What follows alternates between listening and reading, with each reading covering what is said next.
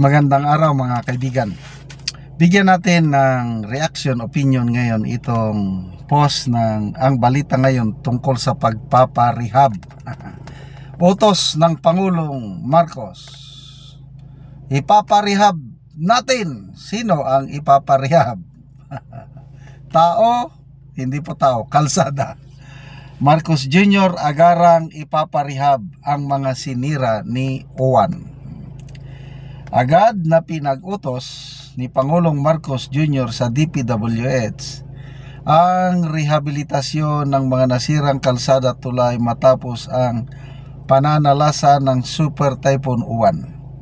Layunin nitong tiyakin na hindi maantala ang paghatid ng ayuda sa mga naapektuhan sa bagyo. Batay sa ulat, 71 na kalsada sa Central Luzon at Cordillera Administrative Region ang hindi pa madaanan, particular sa Mountain Province, Benguet at Apayao. Sa tala ng gobyerno, Bicol Region ang may pinakamaraming evacuees. Mahigit 100,000 na pamilya. Sinundan ng Camarines Sur na may 44,000 at mahigit 20,000 pamilya naman na apektuhan sa Quezon at Calabarzon. Bukod dito, inatasan ni Marcos Jr. ang DPWH na simulan agad ang clearing at repair operations sa mga pangunahing kalsada at tulay upang mapabilis ang pagdaloy ng tulong, relief goods at serbisyong medikal sa mga lugar na napinsala. Okay. So yan po, Marcos Jr. ipaparehab ang sino? Yun.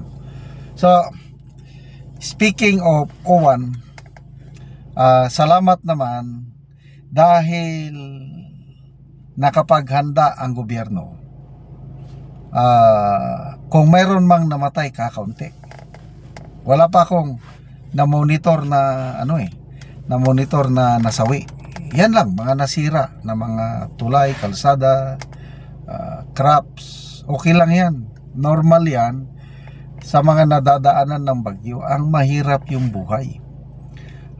Compare natin sa Tino, mas malakas ang Tino, mas malakas ang Owan kumpara sa Tino.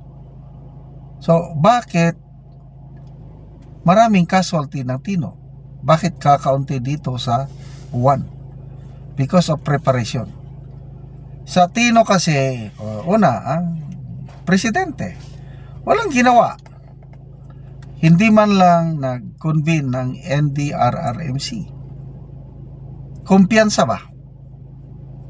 Kasi kung tingnan mo, hindi naman malakas ang hangin, ang Bagyo Tino, kaya siguro kumpiyansa sila. Saka na lang sila umaksyon nung tapos na yung bagyo at marami nang napinsala, na maraming nasawi. So yun, binatikos ng taong bayan ang Pangulo kasi few days, 2 or 3 days pagkatapos ng Bagyo Tino, saka lang siya nag-convene ng NDRRMC. Huli na, di ba? Dahil sa lesson ng Tino, dahil binatikos ng taong bayan ang gobyerno, tingnan nyo itong Uwan, gumalaw sila. Nagkaroon ng preemptive evacuation. Mismo ang aking kapatid sa aming bayan sa La Union, Bangar La Union, nag-evacuate sila kasi nakatira sila sa tabi ng malaking ilog.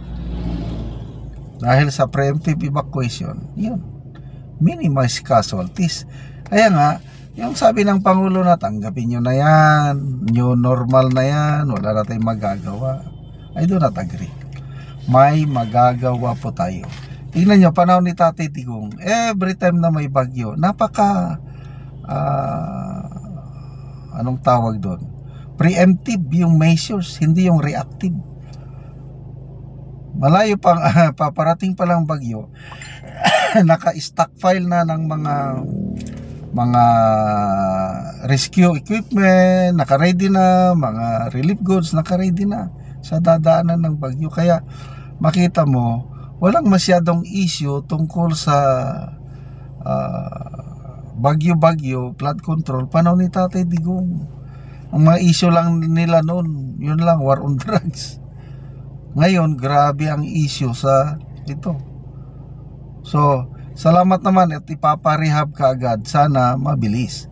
Yung aking isang subscriber, taga Mountain Province, nakalimutan ko yung bayan, nagtatrabaho sa Israel. Kumusta kayo dyan, Kabsat? Sabi niya, okay lang kami sa Mindanao. Sabi niya, grabe sa lugar namin, sa Mountain Province, nakalimutan ko yung bayan. Ang lakas ng hangin, madaming nasirang kalsada, landslide pala. O ito na. So, kailangan ng clearing operation. So, letter U na eh. U, V, W, X, Y, Z. So, malapit nang mag 20 ang bagyo. Magde-December na kasi. We expect more. Siguro may isa o dalawa pa o tatlo. Kasi January hindi naman masyado. So, rehabilitation. Sirang tulay, sirang kalsada, pwede ring marehab ang sirang buhay ng tao. Kaya panahon ni Tatay Digong, yung tokhang nila, pang-rehab yan, yung tok-tok hangyo, tokhang. Tok-tok, ang pulis tok-tok sa balay ng mga adiktos. Hangyo, pwede ba mo hunong na kayo, hinto na kayo, magparehab na lang, Kaya maraming nag-surrender ng mga adiktos panahon ni Tatay Digong, voluntary nagparehab at nabago ang buhay. Ganun. Kaya ang hina-highlight lang kasi yung tinatawag nila na 30,000 kuno na EJK. Wala naman silang pangalan, wala naman silang ebidensya. By the way, pang 8 buwan na si Tatay Digong ngayon. Biruin mo yan, 8 months nang nakakulong ating tatay, wala pang confirmation of charges. Grabe talaga pang aapi nila. Nakakaumay, nakakadismaya, nakakagalit. But anyway, sabi nga ng ating tatay, there will always be a day of reckoning.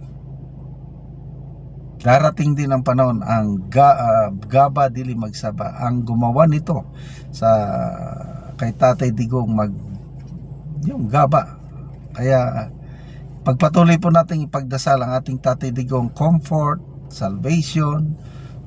Ako ang dasal ko, makabalik siya ng buhay dito sa Pilipinas bago 2028, bago magpresidente ang kanyang anak na si BP Inday Sara. Okay, salamat mga kaibigan sa inyong pagsubaybay sa ating channel. Nakakatulong kayo na maigi sa tribong Talandig ng Bukidnon dahil ang income natin sa channel na ito pantulong po sa tribo. Namimigay tayo ng livelihood assistance, nagpapatanim ng saging lakatan at Arabica coffee. Panoorin nyo ang video na ito.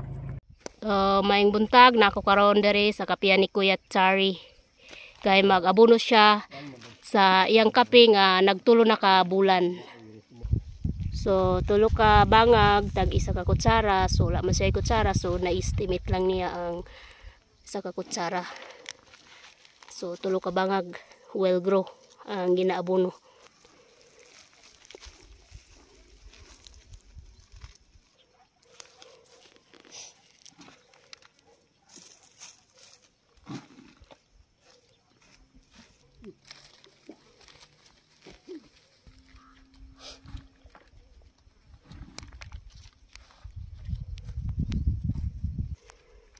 So ginaabunuhan na nila sa 30 ni sila ka pamilya.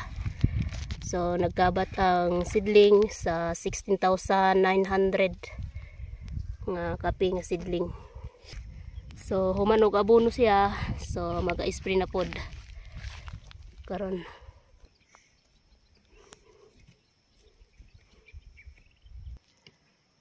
So nindot gyud kaayo ang tubo sa kape diri nga area. Kayo man na mag-abono, so mag-spray na pod.